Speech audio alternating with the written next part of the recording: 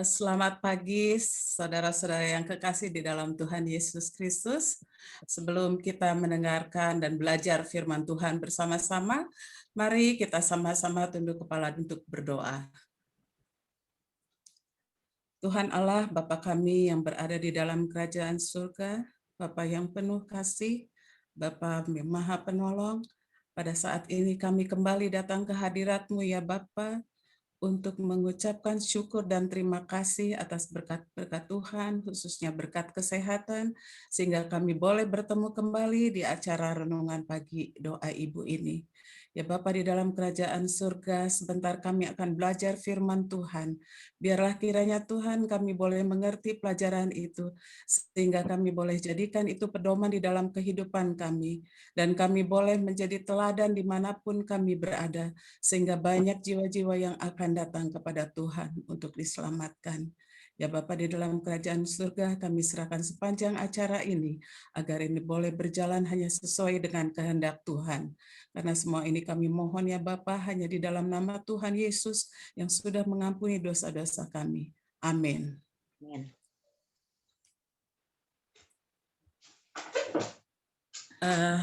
Saudara-saudara sekalian, jelas ya suara saya terdengar?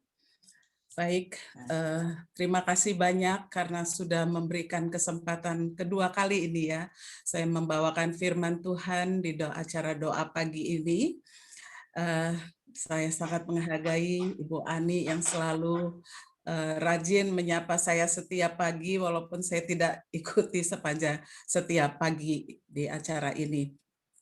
Baiklah, kalau kita melihat daripada judul pelajaran ini, pada waktu saya diminta untuk membuat satu renungan di dalam acara doa ini, saya berpikir apakah judul yang akan saya buat di dalam untuk pelajaran ini. Nah, pengalaman saya di dalam pekerjaan saya karena menyangkut kepada bidang marketing dan untuk menarik orang untuk datang, ada seorang pembimbing saya bernama Leonard Lauder. Dia bilang, kalau Sophie mau buat satu acara atau promosi, membuat iklan, kalau tidak buruk sekali ya baik sekali ya. Karena kalau di tengah-tengah katanya kurang baik, orang kurang memperhatikan. Jadi mengundang orang yang penasaran gitu. Nah, terbukti satu teman saya yang menerima flyer itu dia bilang, "Sophie, ini kamu yang kasih judul itu siapa?" katanya. Dia bilang, "Karena aku ini orang yang nggak punya gitu ya, kok aku bisa bahagia." Nah, kita akan tentunya kita akan bertanya, nanti saya akan kasih lihat juga kenapa saya sampai memilih judul ini. Saya akan memberikan satu kesaksian sebelum saya kepada inti dari pelajaran ini untuk coba merenungkan. Ya, ada satu peristiwa ketika saya masih kecil, masih remaja ya, SMP. Ayah saya ini kebetulan dipromosikan. Ayah saya ini militer tetapi di Departemen Kesehatan. Jadi dia dipromosikan dan mendapatkan fasilitas dari negara, yaitu kendaraan. Yang satu kendaraannya bernomor pribadi, sedangkan yang satu bernomor militer. Ya. Nah, kakak saya yang laki-laki merasa senang sekali dengan kendaraan militer ini. Nah, suatu hari Bapak saya pergi bekerja, tetapi tidak menggunakan kendaraan yang bernomor militer. Nah, ayah saya sekembali dari kerja, dia melihat mobil itu tidak ada di halaman rumah kami. Dia begitu marah dan menunggu kakak saya pulang. Pada waktu kakak saya pulang, dia dihukum oleh ayah saya dengan secara militer. Ibu saya tidak setuju ya dengan hukuman yang diberikan karena begitu keras menurut ibu saya. Lalu kami 5 anaknya dan ibu saya sendiri didudukkan di ruang tamu. Lalu dia katakan begini, kendaraan yang ada adalah bukan milik kita.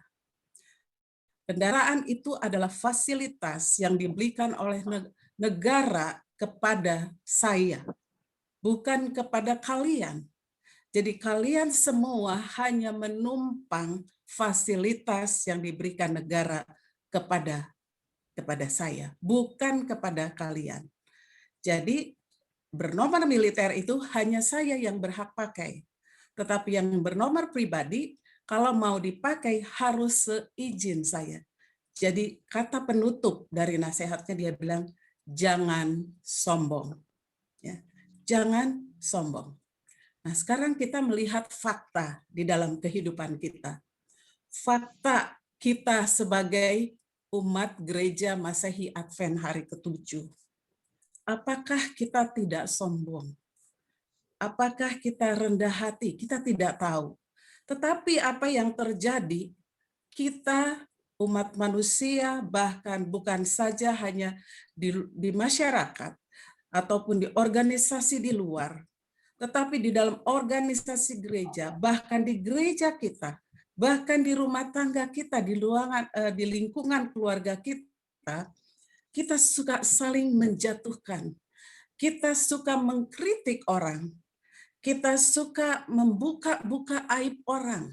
Ya, kita mau karena kita memiliki harta kekayaan, kita mau gunakan kekayaan kita itu untuk mengendalikan orang lain. Maunya aturan kita yang berlaku. Nah, sebagai orang tua juga kadang kita menyombongkan diri, apalagi dengan adanya media sosial ini ya. Kita memamerkan gelar-gelar anak kita memamerkan ranking, bahkan nilai di foto ya, ditaruh di media sosial. Apakah ini yang diinginkan oleh Tuhan yang kita lakukan? Pertanyaan bagi kita. Apakah kekayaan? Apakah kepintaran? Apakah dengan mengkritik, menjatuhkan orang lain, dengan menyombongkan diri kita akan membuat kita bahagia? Apakah harta yang kita miliki ini akan membuat kita bahagia? Kalau begitu, mengapa ada kemiskinan bisa membuat kita bahagia? Apakah benar? Ya, mari kita sama-sama melihat kepada pelajaran yang akan saya bagikan pada saat ini. Aku bahagia karena aku miskin. Rasanya nggak percaya ya, nggak percaya kalau kita bilang miskin akan membuat kita bahagia. Bagaimana mungkin ya, kita mungkin mengatakan bagaimana mungkin orang yang miskin bisa hidup bahagia ya. Manusia pada saat ini banyak yang hanya membuat harta ini yang menjadi satu kekuasaan. Nah, saya ambil judul ini terinspirasi dari satu slogan atau kita sebutkan ini kata mutiara dari seorang yang bernama Mason Cooley. Mason Cooley ini adalah seorang penulis kata mutiara, tapi lebih banyak dia menulis dengan kata-kata mutiara yang lucu ya, yang disebut aforis ya, aforis witty. Itu dia menulis contohnya, yang terkenal juga apa yang dia tulis, "The time I kill is killing me." Pada saat saya membunuh sama dengan saya membunuh diri saya sendiri. Ini adalah seorang profesor bahasa Perancis dan bahasa Inggris, dan dia seorang dosen di San Diego State University ya. Jadi terinspirasi dikatakan apa? Poor but happy. Miskin tapi saya bahagia. Tetapi ini katanya kalimat ini bukan diciptakan oleh orang yang miskin. Nah, kenapa orang yang kaya bisa menulis seperti ini? Ya, pasti kalau bukan miskin berarti mereka orang yang makmur, orang yang kaya. Kenapa? Ya.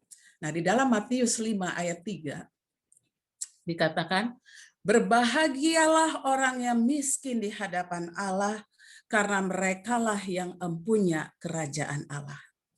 Inilah yang saya katakan, kalau kita katakan bagaimana mungkinkah seorang yang miskin bisa berbahagia jika kita stop hanya di dalam kalimat berbahagialah orang yang miskin. Stop.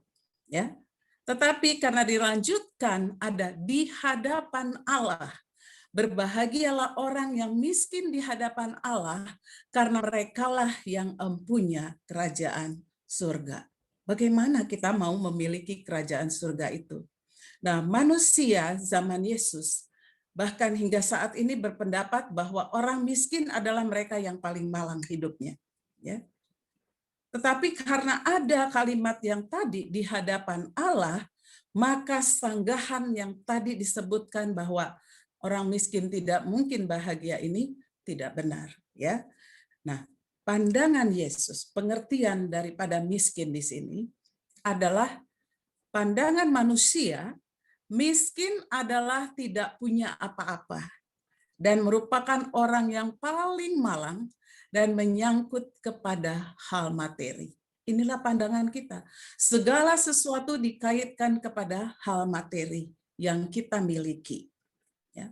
Tetapi pandangan Yesus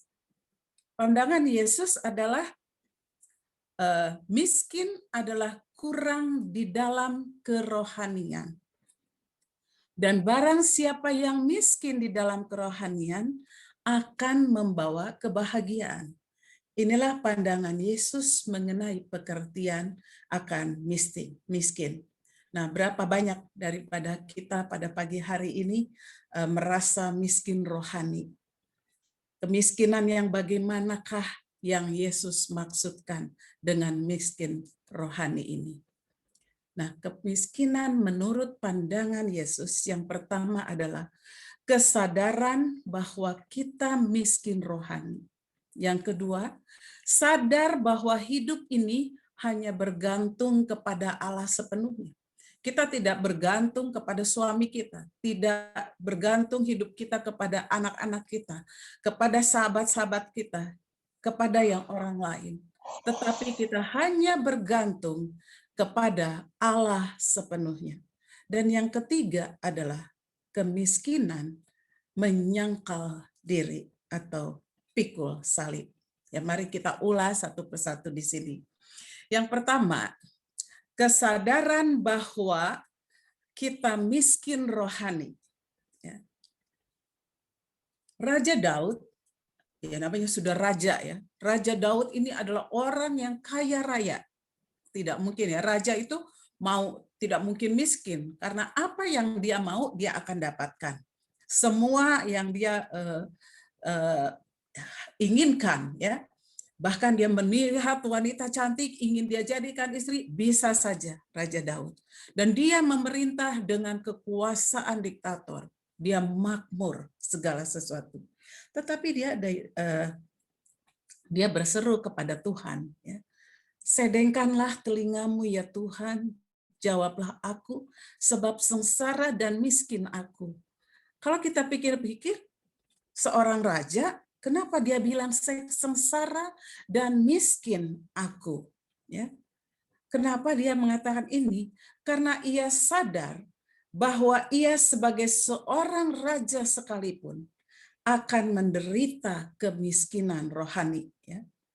Karena apa? Kemiskinan rohani adalah orang yang membutuhkan sesuatu, tapi dia tidak menyadari bahwa dia membutuhkan itu. Ya. Orang yang bodoh, tapi dia tidak sadar bahwa dia itu bodoh. Ya. Orang yang sakit, tapi dia tidak sadar bahwa dirinya itu sedang sakit. Orang yang miskin, namun mengira bahwa ia adalah orang yang kaya raya. Inilah yang dimaksud dengan miskin rohani. Dan orang yang miskin rohani adalah orang yang paling malang di dunia ini. Ya. Sangat menderita, ya. Merasa kaya. Ya. Jadi ini adalah merupakan hal yang paling menyedihkan. Ya. Hal yang menyedihkan orang yang miskin di dalam rohani. Karena banyak orang merasa kaya padahal dia bertelanjang dan miskin. Banyak orang merasa baik padahal sebenarnya dia jahat sekali. Banyak orang berpendidikan padahal dia buta huruf, buta buta aksara. Ya. Di dalam Lukas 12 ayat 19 sampai 20 ayat 19 dikatakan, "Maka aku akan berkata kepada jiwaku, hai jiwaku, engkau ada banyak harta tersimpan untuk beberapa tahun. Senangkanlah dirimu, makan, minum, dan bersukacitalah." Nah, sesungguhnya tidak terlintas di dalam benaknya bahwa jiwa itu, menurut ayat tadi, bahwa jiwa kita tidak makan barang-barang. Hati kita tidak dipelihara oleh makanan. Ya. Jadi kita tidak bisa hanya bergantung kepada berapa banyak harta yang kita miliki. Raja Daud disadarkan di dalam Lukas 19 ayat 20 katakan, hai engkau yang bodoh, pada malam ini jiwamu akan diambil daripadamu. Dia menyadari bahwa Tuhan adalah pencipta kita. Tuhan yang punya kuasa. Dengan harta kekayaan yang kita miliki, berapa banyak pun itu, kalau Tuhan bilang malam ini jiwamu akan kuambil, nyawamu akan kuambil, semua akan tidak ada artinya apa-apa lagi. Sebagaimana dikatakan ini, hai engkau yang bodoh, pada malam ini jiwamu akan diambil daripadamu. Nah, menyadari akan kemiskinan rohani, tentunya kita akan datang ke kaki Tuhan. Sambil kita berseru kepada Tuhan, kasihanilah aku orang yang berdosa ini, sebagaimana katakan di Lukas 19 ayat 21. Ya. Kita menyadari jika kita sadar bahwa kita miskin rohani, maka kita akan datang ke kakinya dan berseru, kasihanilah aku orang yang berdosa ini. Firman Allah dengan tegas ya di sini. Firman Allah di sini mengatakan dengan tegas ya, bahwa kita mengidap penyakit yang justru lebih berbahaya dari penyakit-penyakit yang lain. Kenapa? Karena jiwa ini perlu bersekutu dengan Allah. Makanya pagi hari ini kita sebelum memulai kegiatan kita, aktivitas kita, maka kita bersekutu dulu dengan Allah. Kita menyembah Allah. Jiwa kita perlu ketenangan, kita perlu bermeditasi. Jiwa kita perlu kedamaian. Terus terang saya katakan ya, saya secara pribadi ya, dengan jiwa perlu menyembah Allah ini. Jika datang hari Sabat, lalu kita berbakti lewat Zoom ya, lewat Zoom, saya rasanya masih kurang lengkap.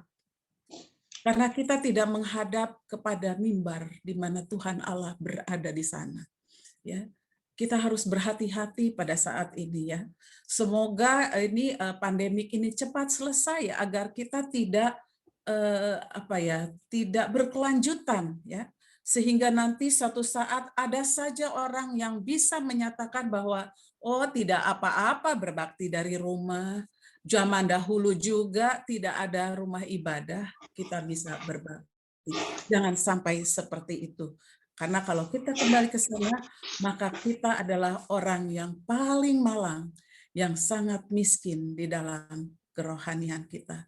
Sebaiknya kita harus datang kepada Tuhan, minta dikasihani, karena kita ini adalah orang berdosa yang membutuhkan persekutuan dengan Allah. Perlu menyembah Allah, perlu ketenangan, perlu meditasi, dan perlu kedamaian. Karena kekayaan itu adalah hanya setebal kulit saja. Ya.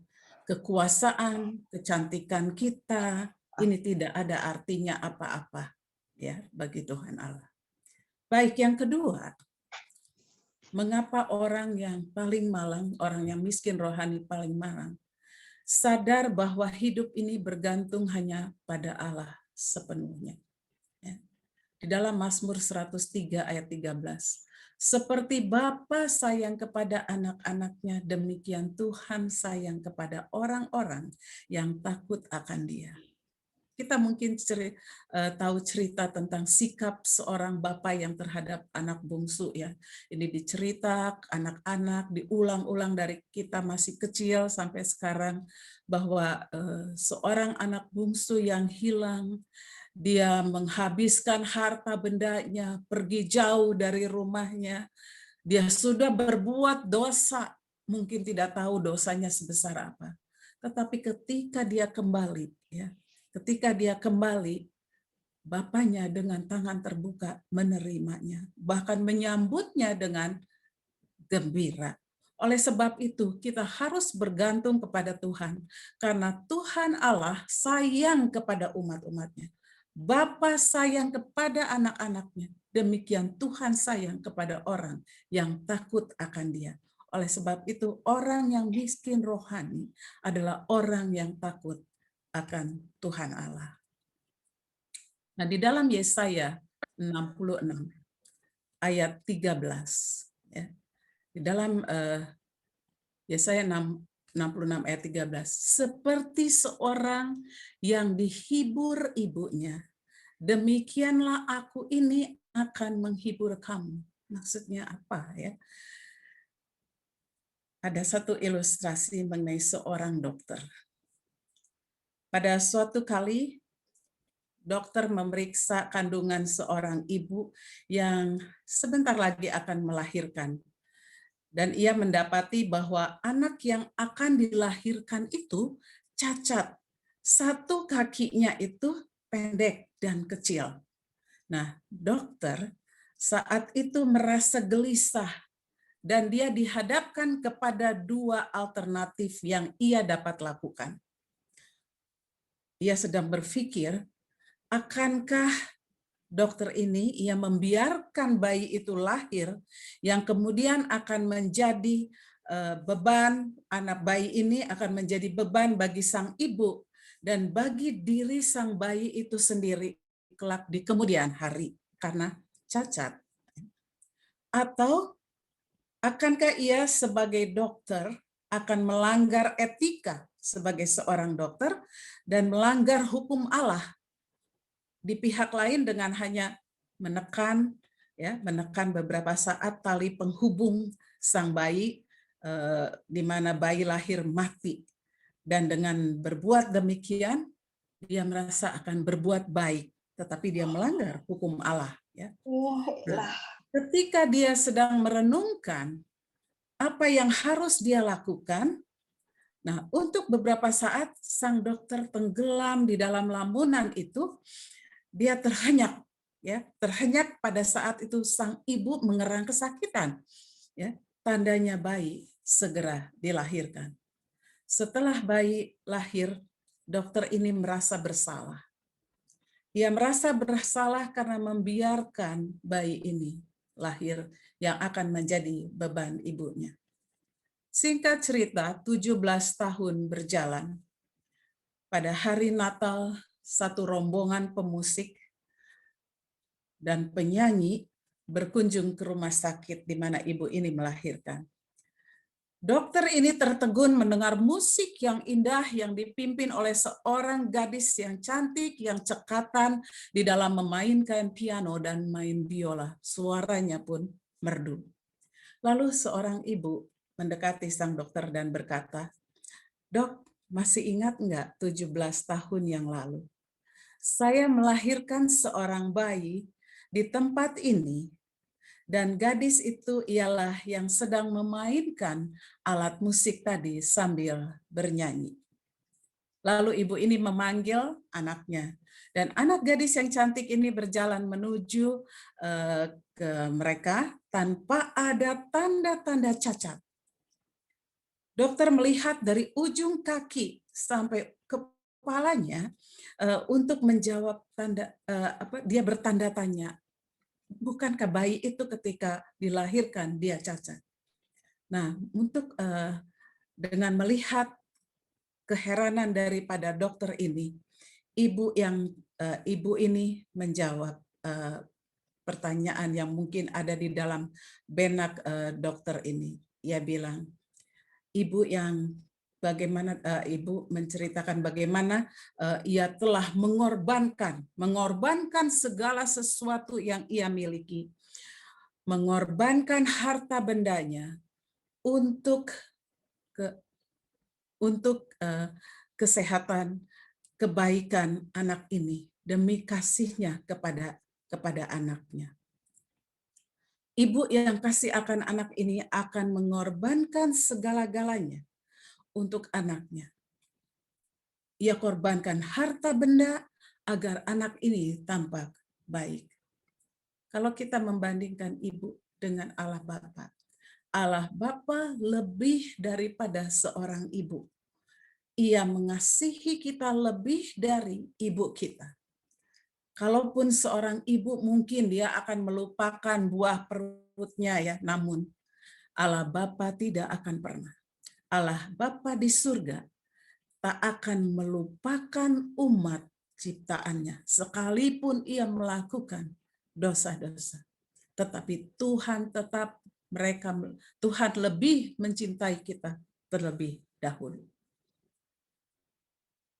Nah, di dalam Yehezkiel 34 ayat 12 dikatakan, seperti seorang gembala mencari dombanya pada hari berkabut dan hari kegelapan. Allah digambarkan sebagai seorang gembala yang mencari dombanya. Nah, ini ada satu ilustrasi lagi, di mana seorang pemuda mencari pekerjaan di sebuah peternakan. Pemilik peternakan mengatakan bahwa gembalanya telah cukup, sehingga tidak ada lowongan bagi pemuda ini. Tetapi pemuda ini sangat membutuhkan pekerjaan itu, kemudian dia berbicara kepada pemilik peternakan ini dengan sangat serius. Lalu dia katakan, Bapak akan rugi. Bapak akan rugi kalau tidak menerima saya sebagai pekerja Bapak. Karena saya punya keahlian yang khusus, yang tidak ada duanya di kolong langit ini. Luar biasa ya, dia mempunyai keahlian yang tidak dimiliki oleh orang lain, tidak ada duanya, berarti hanya satu-satunya dia yang memiliki keahlian itu, ya. Jadi karena ingin tahu, pemilik ini mengatakan, apa gerangan keahlianmu yang tidak dimiliki orang lain, hanya kamu yang memiliki itu. Lalu pemuda ini berkata, keahlian saya yaitu di waktu hujan lebat, angin topan, saya tidur lelap. Ya, keahliannya, dia tidur lelap pada saat angin topan, hujan yang sangat lebat. Dengan badan ya, tubuh yang mengejek, pemilik peternakan ini berkata, itu keahlianmu, andalanmu, yang justru berarti kamu itu adalah orang yang malas. Ya. Lalu dia bilang, oh Tuhan, buktikan saja. Namun bila Tuhan ragu, berikan saya waktu untuk membuktikan keahlian saya ini. Jadi saya akan buktikan, kasih waktu, saya akan buktikan kepada Tuhan bahwa keahlian saya ini sangat bermanfaat, di mana orang lain tidak memilikinya. Akhirnya adalah kesepakatan di antara pemuda ini dengan pemilik peternakan ini. Dia katakan, baik, kamu harus menjalani masa percobaan 3 bulan tanpa digaji, tetapi saya berikan kamu 3 kali makan 1 hari. Ya. Silakan buktikan. Waktu berjalan hampir 3 bulan. Ya. Hampir berakhir. Tapi pemilik daripada peternakan belum melihat keahlian daripada si pemuda ini. Ya. Lalu tiba-tiba pada satu malam, hampir jam 12 malam, Tuan pemilik peternakan ini terbangun. Dia terkejut karena adanya hujan yang lebat dan angin topan. Dari kejauhan dia terdengar suara-suara gembala yang sedang sibuk mencari domba-dombanya yang telah tercerai-berai.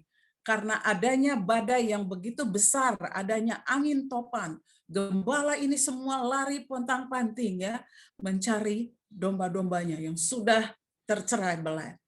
Nah, tuan ini pun berlari ke kandang. Dia melihat 11 kandang pintu-pintunya terkuak dan semua dombanya telah tercerai-berai. Namun dia melihat ada satu kandang yang terakhir, ya. Dan dia melihat, dia mengintip kepada kandang yang masih tertutup, ya. Lalu dia intip dari celah-celah dan melihat, benar saja, pemuda itu tidur lelap, padahal ada angin topan, hujan badai, gembala ini tidur dengan lelap. Lalu dan domba-dombanya ada bersama dia semua di dalam kandang itu. Lalu tuan ini mengetuk pintu itu. Ya, tuan itu membangunkan pemuda ini dengan susah payah. Tapi setelah terbangun, dia bertanya, "Mengapa kamu tidur lelap?" Karena katanya setiap saat saya tutup pintunya rapat-rapat, sehingga walau badai sekalipun, saya tidur lelap. Sebelum badai datang, saya sudah memberikan makanan kepada domba-dombanya. Saya sudah melakukan persiapan. Sehingga ketika angin topan itu datang, hujan badai datang, domba-dombanya selamat bersama dengan dia ada di dalam kandangnya. Begitu teliti pemuda ini. Setiap dia mau tidur, dia menutup pintu dengan rapat-rapat, memberikan makan kepada dombanya, agar domba juga bisa tidur dengan lelap bersama dengan dia. Ketika cobaan dengan badai datang yang begitu besar, pintu itu tetap tertutup dan mereka selamat. Apa yang kita lihat dari ilustrasi ini adalah bahwa Allah Bapa di surga lebih teliti di dalam menjaga umat-umatnya. Lebih teliti dari gembala, ya. Kita menyadari bahwa ketergantungan kita kepada Bapa di surga, ya. Tuhan Allah lebih daripada seorang gembala. Seperti seorang gembala mencari dombanya pada hari berkabut dan hari kegelapan. Begitulah tuh Allah Bapa menjaga kita dengan begitu berhati-hati. Dan yang ketiga, miskin di dalam rohani adalah menyangkal diri, pikul salib. Ya. Di dalam Matius 16 ayat 24, setiap orang yang mau mengikut aku, ia harus menyangkal dirinya, memikul salibnya, dan mengikut aku. Saudaraku, ada sebuah perumpamaan di mana orang muda yang kaya raya, jika mau mengikut Tuhan, dia harus meninggalkan semua harta bendanya. Tetapi kita tahu di dalam akhir cerita, orang muda ini lebih sayang kepada harta benda. Ya. Lalu di dalam Wahyu 3 ayat 20, lihat aku berdiri di muka pintu sambil mengetuk. Jika ada orang yang mendengar suaraku dan membukakan pintu, aku makan bersama dengan dia dan ia bersama dengan aku. Nah, mengapa harus mengetuk? Ya, oleh karena ia berada di luar lingkaran kehidupan kita. Bila ia telah berada, bila Tuhan sudah berada di kita, Tuhan tidak perlu mengetuk lagi, karena sudah ada di dalam diri kita.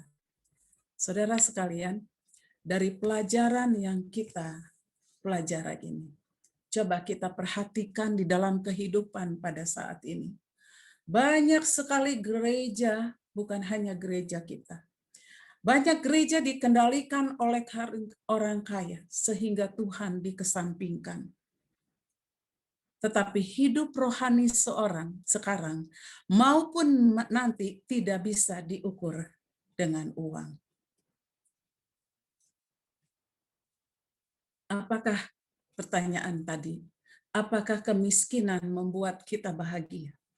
Kalau kita belajar dari pelajaran yang tadinya. Saudara sekalian, bahwa hidup rohani sekarang maupun nanti tidak bisa diukur dengan uang. Ya. Banyak orang mengendalikan segala sesuatu, mau menguasai sesuatu dengan harta kekayaan. Tetapi kita perlu tahu, ya, kerajaan surga tidak bisa ditembus dengan daging dan darah. Hanya orang yang miskin dan rendah hati yang akan mewarisi kerajaan surga. Jawabannya, apakah miskin membuat kita bahagia? Iya, karena kita akan berada bersama-sama dengan Tuhan Allah. Biarlah kiranya masing-masing kita boleh belajar dari firman kita ini untuk menjadi orang yang miskin di dalam kerohanian kita. Kita bisa terlihat dari kata-kata, tutur kata, daripada sikap kita, bahwa kita adalah orang yang sangat rendah hati. Kita akan mengutamakan Tuhan di dalam kehidupan kita. Kita akan selalu merasa kita kaya karena kita memiliki Tuhan Allah, tanpa kita melihat ke kiri atau ke kanan tentang harta kekayaan orang lain, keadaan orang lain. Kita tidak perlu memamerkan juga apa yang kita miliki, karena segala sesuatu yang kita miliki itu ada waktunya. Ketika Tuhan katakan, jiwamu akan kuambil, maka Tuhan akan ambil. Kita tidak akan membawa harta benda kita ke dalam kerajaan surga. Ya, tetapi kita akan membawa kebaikan, kasih sayang yang sudah Tuhan berikan. Kita ingat bahwa kerajaan surga tidak bisa ditembus dengan daging dan darah. Oleh sebab itu, hanya orang yang miskin dan rendah hati yang mewarisi kerajaan surga, kemiskinan di dalam kerohanian. Kiranya melalui firman ini berkat Tuhan menjadi bagian kita, dan saya bawakan ini di dalam nama Tuhan Yesus. Terima kasih, Tuhan memberkati. Amin.